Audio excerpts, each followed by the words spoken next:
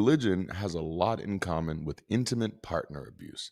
From songs of surrender to scriptures of subjugation, churches are cultivating high demand environments conducive for coercive control.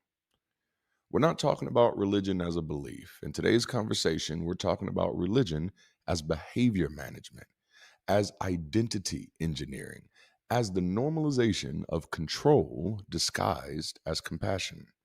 Our guiding question for this conversation today will be: what would you see more clearly if you learn to recognize control even when it sounds like love?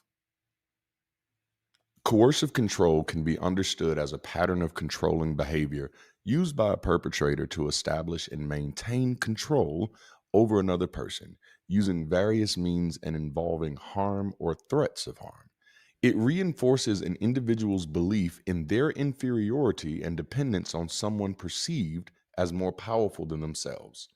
Now, recently, public discourse and legislation have focused on the role of coercive control in intimate partner violence, a critical and overdue step. But can the construct of coercive control also be relevant to religious groups? That's our conversation today.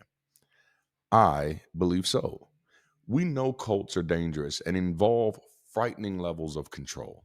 But a Victorian inquiry is also focused on the high demand religious groups, which is to say, groups that tend to significantly influence their congregants' choices in relation to education, employment and opportunities, relationship, resources, and lifestyle. These groups may not be perceived as cults, perhaps because they hold widely accepted theological beliefs, but they do expect a great deal from their congregants. Previous research has characterized high demand groups as tending to be absolutist and non tolerant of other beliefs, to have strong leadership hierarchies, and to foster unquestioning obedience. This is the foundation of coercive control.